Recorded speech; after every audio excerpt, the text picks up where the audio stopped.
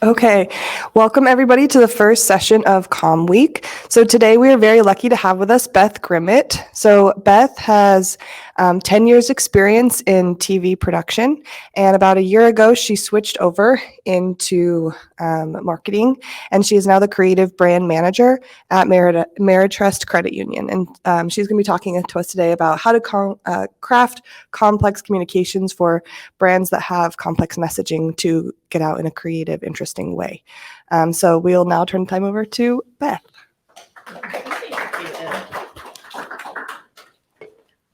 Thanks, everybody. Let me get situated. 10 years in TV production, and I have to hide the mic cord. I just can't. I can't have the mic cord visible. So get situated. You hear me okay? All right. Thanks for having me. We're going to talk a little bit today about how to craft different messages based on different audiences. And as Hannah mentioned, I've got 10 years in TV producing, so behind the scenes, writing all the stories that you hear in a newscast. That's what I did for 10 years, and managed and oversaw the execution of a 4.5-hour live newscast. So there's lots of writing and messaging that goes there.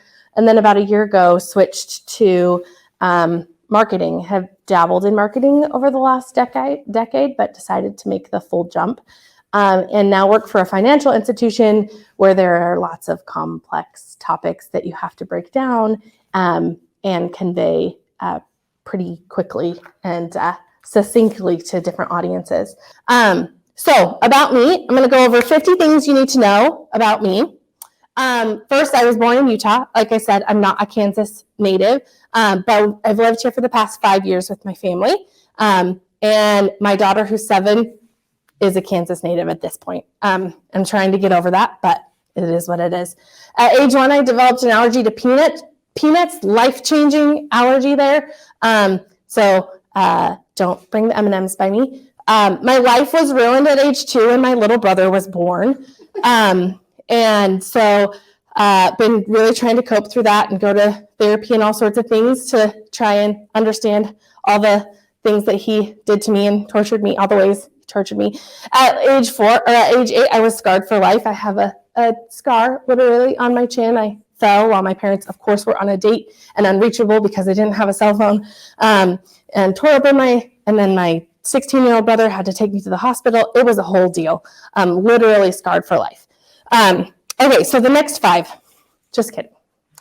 You guys don't care that much about me, right? Maybe if you have a peanut allergy, you care. Maybe if you were born in Utah, you care. Maybe if you have a little sibling who's tortured you for your whole life, you care.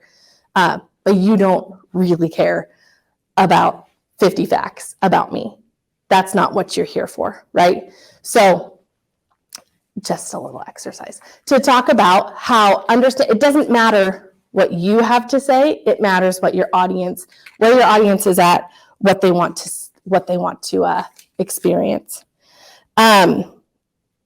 So the key to good complex communications is understanding that your audience is everything.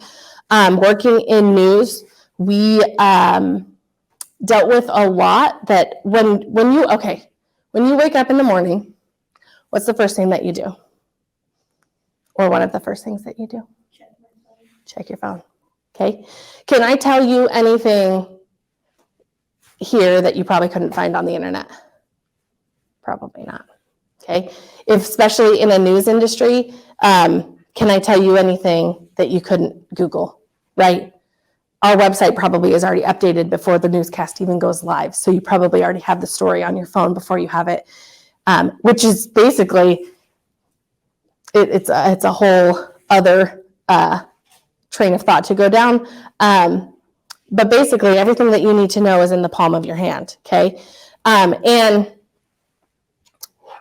so it's no longer just having enough information, it's having the right information. And that's the key in communications, in journalist communications, in marketing communications. It's making sure that your audience has the right information, okay? Because they can find all the information that they want, right? We all understand, or when we're going through the pandemic, everybody knew everything about infectious diseases, right? Because they had it all right here. Okay, so your job is to tell them the story that you want them to hear. Okay. Again, I come from producing, so if I can just write out everything, then I do much better. I'm not in front of the camera very often, so I do have notes, and I will stick to them. So I touched on earlier years of experience working in in news. Okay, waking up every day telling tough stories. These can be difficult stories to tell. We're talking about crashes where people died, or we're talking about runaways, or we're talking about complex infectious diseases or whatever. There's a lot of information there, and usually you have 30 to 60 seconds, okay? Actually, you have less than that, because usually the consumer turns away in the first 10 seconds if they're not interested.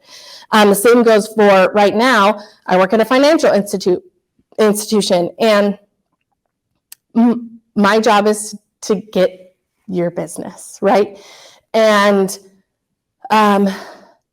especially for your generation, which is we're finding are doing a whole lot. You're doing your banking on your phone, because why not? Because it's so easy and you don't actually want to go talk to a human, because that's embarrassing for some reason. So we don't want to go in person anywhere, and I want to do everything online. So you see a lot of banks like SoFi and Rocket Mortgage and things like that are advertising to Gen Z a lot more than they have been in the past, because they're so easily accessible from the palm of their hands.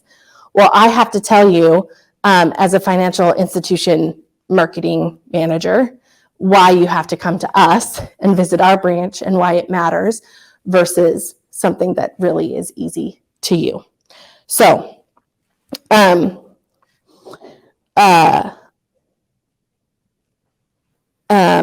going to go through a little exercise here. There are 2 or more sides to every story, whether it's in news or whether it's in financial world, or whether it's in wherever you end up in an ad agency or wherever that may be. You have to make sure that you're telling the story that your client or wants you to tell.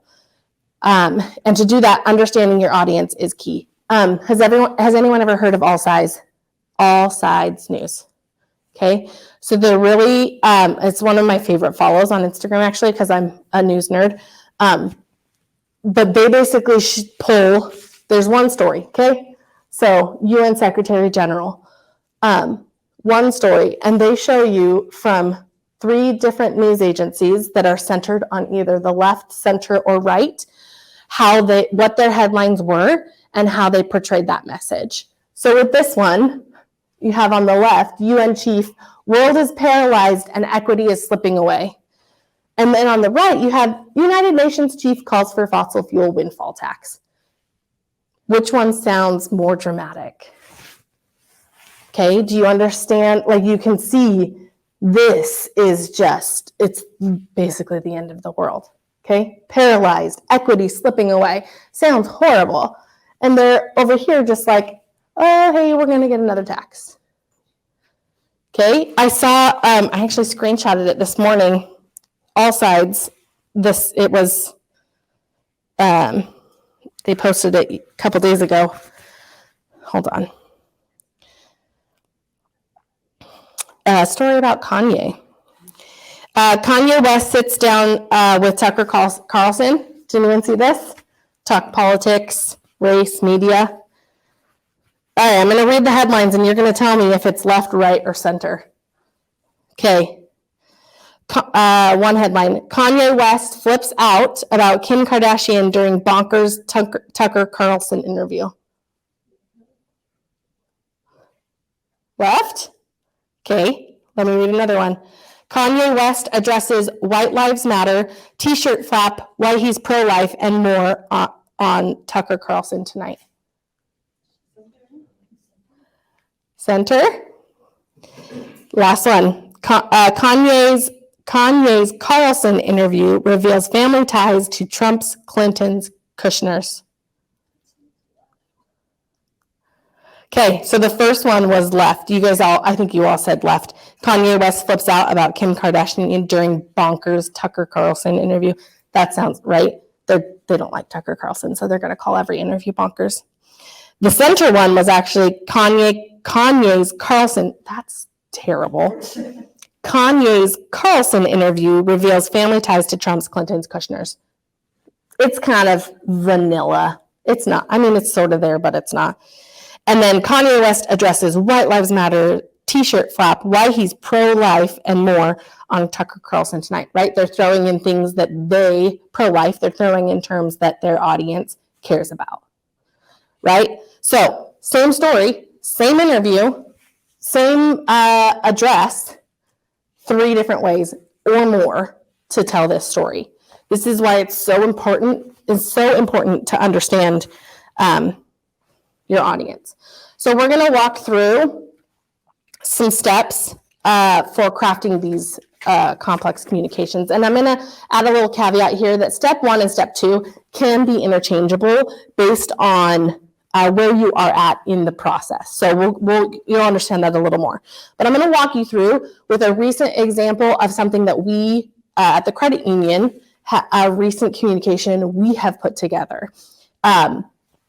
So the first step is to establish your audience. How old are they? What are they interested in? What moves them? What do they care about? Okay, who are they, right? Who are these people that we're trying to reach? So we decided that we wanted to target students, okay? So there's an age range that we went after. We understand that this group, Gen Z group, is more likely to want to give back to the community. They are really invested. You are really invested in community matters more than other generations have been in the past, at least. Likely need money. You're struggling students. Okay, so there's a bit of a stereotype there. And likely new to managing finances. Okay, I mean, I am teaching my 9 and 7-year-old about managing finances, but they're still, well on that path of developing patterns, right? And so at 19, 20, 21, you're also in that bucket. So this is my audience. This is who I'm trying to target with this new communication, okay?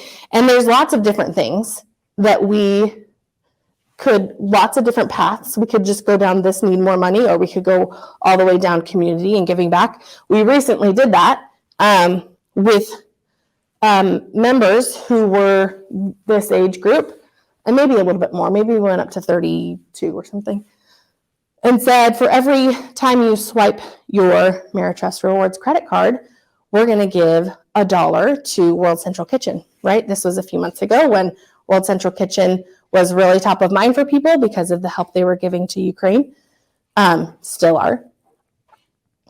So we just dove right into that and went after those heartstrings, right? So step 1 is establishing your audience, okay? This is why I say step 2 and step 1 can be interchangeable. It may be that you have a goal first, and then you're going to go find your audience. So step 2 is setting a goal for your communication. Why are you writing the thing? Why are you advertising the thing? And what do you hope to accomplish? What is the end goal? So again, those 2 can be interchangeable depending on the needs of the organization that you're working for. In news, it can also be interchangeable. So when we thought about our campaign for students, we had a couple of goals in mind. We want more deposit dollars, okay? We want your business. We want students to open accounts. We feel like if you can get in there early with people's finances, you can help better prepare them for their journey ahead. We call it your money story, and we want to insert ourselves as early as possible in your money story to make sure that you have all the tools that you need to be successful later on. I already went over, that was basically what I just said. And then our mission at Meritrust is to improve the lives of our members and the communities we serve. So we want to help fulfill that mission through our members, and more particularly our student members. So step 3, We're going to read through relevant information. You saw that a little bit in the all sides examples.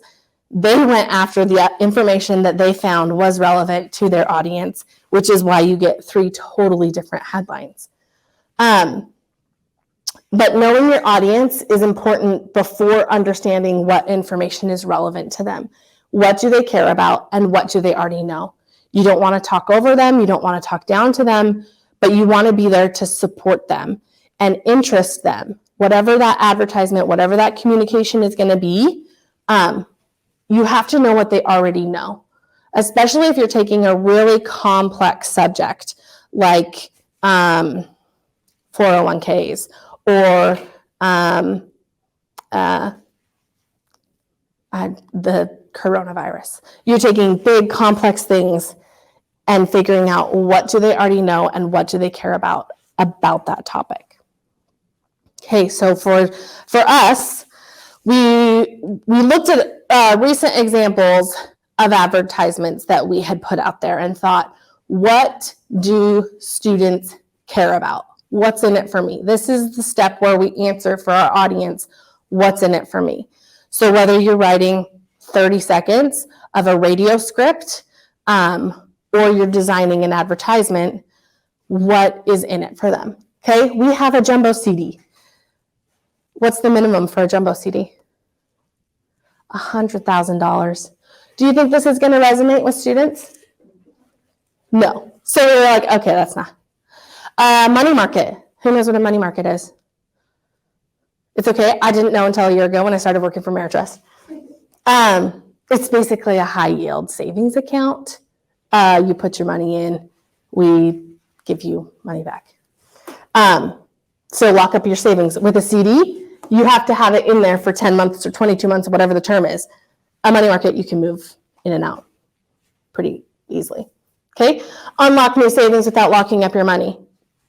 Decent messaging for students. However, I don't feel like students are all, at least I'm thinking back to my experience as a student. I was not worried about saving. I was worried about paying for my next semester of college or putting food on the table or making good grades. Savings was, so you're probably better students than I am or financial students than I am, but I was not worried about that. And then we have this show your spirit when you swipe. Maybe that's more what we want to do, right? We're all about WSU or whatever school. I'm BYU, so go Cougs. Maybe you have a lot of Wichita pride. I actually really like the Wichita flag. I think it's really fun to have something like that. So we thought, okay, of the messages, some of the messages we have out there right now, what's relevant to our audience? Okay, this one more. But maybe thinking back to who they are and what they need, maybe there's something more. So let's dig down even more about how we can reach these students and what matters to them. Okay, so the next step, define a clear call to action. So you have to decide what action you want them to take, because it's not enough to just put the communication out there. Like, look at our cool cards. Ta-da! Like that, what does that do? That doesn't accomplish anything. So you have to decide for them what you want them to do. It sounds like you're talking down to them, but really you're making it very easy for them to act on whatever message you're putting out there. What do they need to feel? Okay, so journalism gets a bad rap for manipulating people's emotions. But we know that emotions is how a lot of people act. That's how we activate people. You're upset about something, so you go do X. You feel righteous indignation, so you go do Y. Okay? You feel sad, you feel upset, so you do, or you feel happy, right? I have a day off today. It's a bank holiday. This is the advantage of working in banks. It's a bank holiday today. So I am going to go spend all my money and decorate my house with pumpkins. That's what I'm going to do. And Trader Joe's is calling me because they know that's what I want. Okay? I am a middle-aged white woman and Trader Joe's is calling my name. That's, I am drinking their Kool-Aid, okay? And there's a clear call to action. They want me to come get those pumpkins. So for this, we went through a couple of different things that we wanted students to do. We need them to open a checking account. We want them to feel excited about getting money. Sure, we'll give you $50 for opening a checking account. We need them to decide if they're going to donate money. We're going to activate them by community giving, okay? Because we know that community giving is important to them. And then there's some logistics about what we need them to do in order to get that money, okay? So we have decided we're going to get students, we're going to get deposits, right? That was part of our goal. We're going to get deposits, and we're going to activate them and their community giving nature, right? So open, get, decide, bring. As succinct as you can make those, the better, because that is what people are going to remember. What do I have to do? Oh, I have to open. Okay, so step 4 is getting in front of any questions. This is really important when you're crafting, especially complex, when you're putting together complex communications. There's going to be a lot of things that people don't understand. And you have to sift through it and figure out for them, what do they need to know? What do they not need to know? Okay, so for example, this is a silly example. I somehow got volunteered to be part of my kids' PTO. So I'm doing PTO, and we're getting ready for our fall festival. And this is the first time we've done the fall festival. And we actually are going to have the students come. Friday is October 28th is a Friday. So rather than have them come in their Halloween costumes on Monday after a weekend and being crazy, we're going to have them come on Friday, okay? But parents don't, this is the first time we've done this. So what if parents send their kids on Monday, or they think that this party we're holding is on Monday because it's been on actual Halloween forever? So the message that I have to go out with first is Halloween party Friday, September 28th, not Monday. I know it's silly, but that's the message. That's any questions that they're, oh, do I send my kid in their Halloween costume on Halloween? Well, you would think naturally, but with this way we're doing this party, that's not what we're going to do anymore. So anything, it's a silly example, but a small communication that you have to figure out, how is this going to impact them and where can they learn more? So if you can't, in a very succinct way, tell them all the information that they need, which you very likely can't, especially with a complex subject, tell them where they can go to get more information. The great thing nowadays is you have QR codes and you can send them to a website where there's a whole slew of information.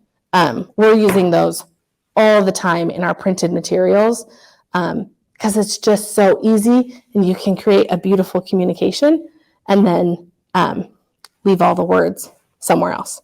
So we're getting in front of any questions. When we have this example of this advertisement that we put together, here are the questions that you may have, right? Where can I go get this? Where can I take advantage of this offer? How long is this offer good for? You want me to donate to charity, but where can I find a list of charities? And then, is there anything else I have to do? You're just going to give me $50 and that's good? There's nothing else you have to do. So we are getting in front of all of the questions that they may have. We're going to send them an email with charities that they could potentially donate to, because once they open an account, we have their email address and we can the great thing about automating marketing is we can say, if this, then this. And as soon as they open an account and they use that code, we can send them an email, right? So your marketing has layers of communication. You may not need to know upfront that if you open a checking account with us, you get $50. You may not need to know, okay, you're going to need to know that you're going to get $50. You don't need to know we want you to donate to these charities. That can come later. So get in front of any questions that they may have. The last step that I have is determining how you will communicate the message. Where is my audience going to be? And when will they be most receptive? Okay, so are they going to be at the grocery store? Are they going to be at WSU volleyball game? Are they going to be, where are they going to be? And then when are they going to be most receptive? Should I be blasting it out at 8 a.m. on a Monday morning, whatever that message is? Or should I wait for the evening, or should I wait for an event to market to them? So with this one, we decided to do handouts at student events, put it on social media. We're sending emails. And then we also have this really cool thing called influencers that are talking about our communication, our campaign. All right. So walking through these steps has helped us narrow down what exactly we want from students or from this particular piece of marketing. Opening a checking account can get complex. Having money markets or jumbo CDs or whatever it may be complex. But the way we get our foot in the door to reach students is through this type of product relationship. Okay, does that make sense? Any questions? I feel like I've just been rambling. Any questions yet? Okay. So here's a review of all the steps that we just walked through. You're gonna have to talk now. I'm sorry. You're gonna have to talk. We're gonna walk through a communication together. We're gonna go through something I would have done in my previous life in news producing. There is a recall right now. I hate to inform you.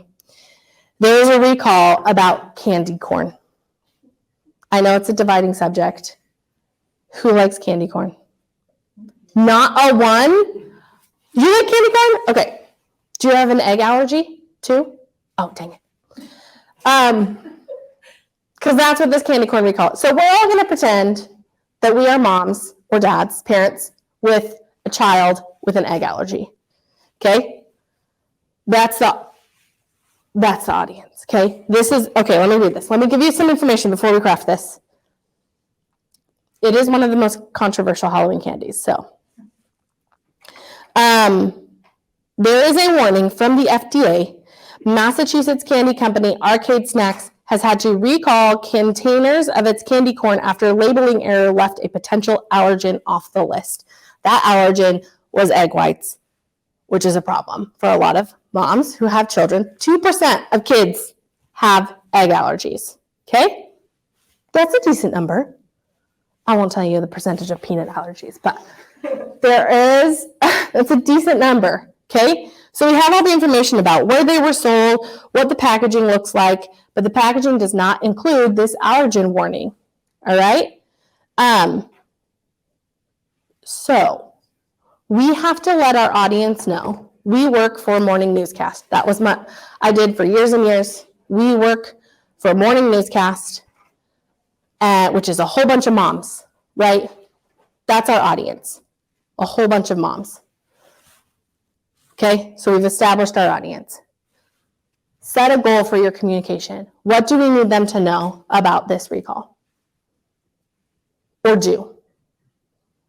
Well, if you're doing news morning, you're gonna wanna, show a picture of it. Yep. And say, hey, allergy alert, warning. Mm-hmm.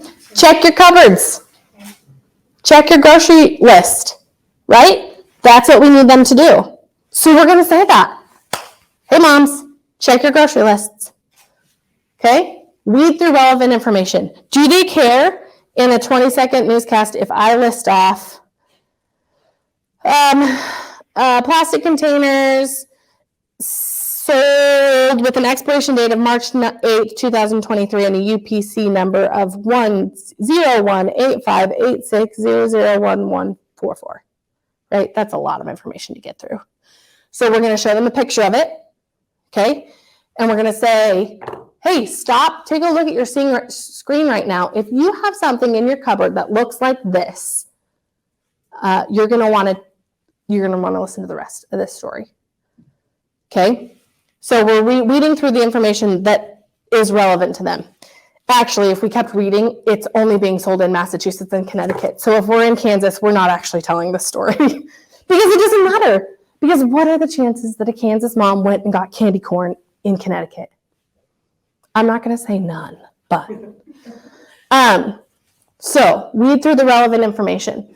Define a clear call to action. We kind of did that with our goal for communications, but the call to action is check it out. If you have this, check it out. Okay? And then get in front of any questions, right? So what would be a question that you potentially would have about this recall? Where do they sell them? That's a great question. This article just says multiple stores. So that is not helpful, right? So we're going to figure out where they're selling it. Okay, that's a great question. What if I have a bag of candy corn from last year because nobody eats that crap? And it's still, I'm sorry. What if I still have a bag lying around? Oh, well, it was made, expiration date March 8th, 2023. Okay. Well, that gives me a little bit better idea. Okay. What do I do if my child has consumed this candy corn? With this one, as long as your child doesn't have an egg allergy, it's fine. But there are a lot of things where if your child has consumed this, or if you have consumed this, or if you have bought this, you need to do XYZ, right? We had all those Takata airbags that are still like exploding on people, right? So if I have an airbag in my car that's potentially going to explode, what do I need to do? Okay. Get in front of the questions and then determine how you will communicate the message. In TV news, that's pretty easy. You tell it, okay? But maybe we want to send a push alert. Maybe we want to tell people, maybe we deem it's important enough that people know you need to do this. So we're going to send them a push alert. Maybe it's going to go on our Facebook page and we're going to ask people a question about it.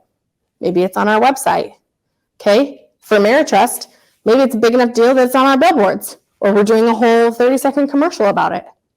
Okay, so you have to determine where you're going to communicate, where are the people going to be that need to hear that message, right? Okay, now you guys get to do this by yourself. So excited. Okay, so I have a pretty complex thing here. I mean, it's not terrible. I've still got the steps out here so you can go through it. But here's our scenario. This happens a lot in banking. Paper-based application forms and documents needed to open accounts, right? You got to come bring some sort of documentation and prove who you are. Currently, there are a handful of electronic solutions, but they're expensive and may not be suitable where originals are required. We have developed, this company, has developed a platform that would enable secure authentication and transmission of documents and contracts to members. Okay, so we're making it easier to get those documents needed for opening an account. This is not a real life scenario, by the way. Don't come at me. Making it easier for members to open accounts. So we're going to divide half and half. This side have to craft an external communication, okay? So you're talking to members. This side needs to craft an internal communication. What is the main message that you need to tell employees who will be using this, or branch employees who are going to be talking to members about this? Okay? 5 minutes? Can we do it in 5 minutes? You guys can work together, or if you want to work by yourself, that's fine. So for establish an audience, external comms, who's our audience? Who are we going after? We thought younger audiences, Younger audiences? because we're trying to get people set in accounts, so there's probably younger audiences already. Mm-hmm. And with the idea of doing electronically, older audiences probably wouldn't care at all about that. They just do it through paper anyway, because that's what they used to. So young audiences, I think, would be the target. Okay, yeah, that absolutely makes sense. we kind of talked about like how SoFi, Rocket Mortgage, those types of places are coming after people because they're, or younger audiences, because it's so simple. You can do it all online. And this is something that financial institutions right now are struggling with because it's not simple and we require a lot of documentation. Internal comms, who's our audience? Just really any employees, maybe even older employees since they've been there so long that they might not use like the internet as much. Mm-hmm. Yeah, change can be really hard. Like even a minor change or a change that seems like a benefit to a lot of people, it can be really hard. And so with teams, I would focus a lot on any member-facing, so salespeople, things like that, branch team members, if we're talking about financial institutions, because they're the ones that are going to be talking about it, right? So they need to be most prepared to answer member questions. Okay, set a goal for communications. External, what's your goal? To get people to open new accounts. It's pretty easy, right? To get people to open up new accounts. Internal?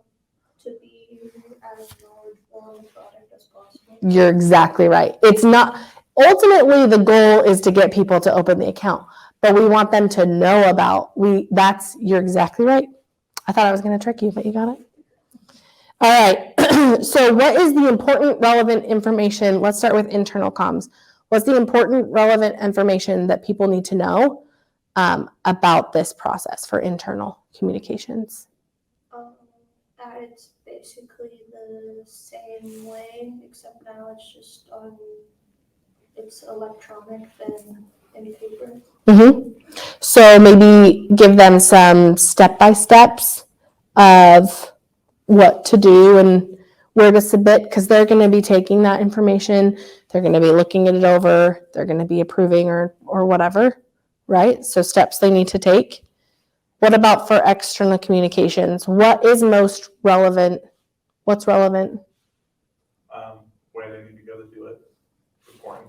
They don't know where to go, it doesn't matter. What they need to have ready for it. Okay. Once they start doing process, like what did they actually have to have, in what form they need it, and eventually what do they get out of opening an account? Like what's it? That's great. So we said what they need, where do they go to get it, and then what's going to be the outcome. Okay. I'm going to add one more thing on that. Who do I reach out to if I have problems? Right? Because inevitably you're going to have someone with a problem. And then if they don't know where to go, then they'll go to your Google page and leave you a nasty review or wherever. It happens. So I'm telling you, learn the lesson now. You got to let them know where to go. If you're having troubles, call our contact center or reach out to us here or whatever. Okay? Define a call to action. What's the call to action for external communications? Either go to the website and do it, or download the app if you have one, go through there and set up the account. Perfect. Internal? We said just, again, kind of being knowledgeable and being able to help your members as much as possible. Yeah, so team members need to know what they're doing, study up the information. The call to action for internal comms is, here's the guide, here's the steps that we talked about earlier, and you need to go and study up and become a little expert on it. Okay, we'll blow past to get in front of any questions. But then determine how you will communicate the message. Internal communications, how are we telling team members about this? We said like a work email or work message or just even a work meeting in general. Okay, work message, email, meeting. We have something called the Merit Line, and we have a whole internal communications team that I work closely with so we're going to start this new campaign. Here's all the talking points that internal teams are going to need. So they craft that message. And then from an external standpoint, I focus more on, what questions are the members going to have. But having, a central place that team members know to go to check for information, whether that be an email or their manager or whatever. Make it clear where they can go. Okay, how are we communicating this message externally? Since we're targeting younger audiences, I figured social media. We figured social media is probably the best avenue to get younger audiences, as well as if we're targeting college students or late high school students, flyers on campus or little booths set up on campuses so people can learn more directly from there. That's awesome. Yeah, no, I agree. I think those are great. I think you could also have some information in the branches. Where are people going to go? Maybe it's on a ATM screen. One of the pictures that's rotate through on the ATM screen. It's just wherever they're going to be that they need, that they would be interested. Okay, that was great. You guys did a fantastic job. It sounds like you get it. We've already seen this slide. I'm going to put it up here again, just as a reminder that the audience is king. Your audience is everything. And if you don't understand your audience, you need to take steps to understand it. In some formats, that could be doing an actual study of your audience. I did that in Salt Lake a lot, actually, when I worked there. We brought in focus groups and we talked to them about things that they cared about. And then we crafted our shows and our messaging around the responses that we got from that focus group. Maybe you just go and you ask college kids, or maybe you're sending a survey out through emails to your customers. How was your experience? What would be better? Those types of things. But you have to understand your audience. And then remember that they can find all sorts of information. And if you have a specific message, you need to make sure that you are clear about what that message is and how to get it to them. Because if you're not clear, they're going to go to their phone and they're going to find something else, or they'll find another financial institution that looks better or that has the answers, right? If you don't have the answers, they'll go somewhere else. In TV news, if I didn't have the answers, they're going to turn to KSN and find the answers. And that's the last thing I want them to do. Okay, that's all. So if you guys have any questions, I'm happy to answer them. But thank you so much for your participation today.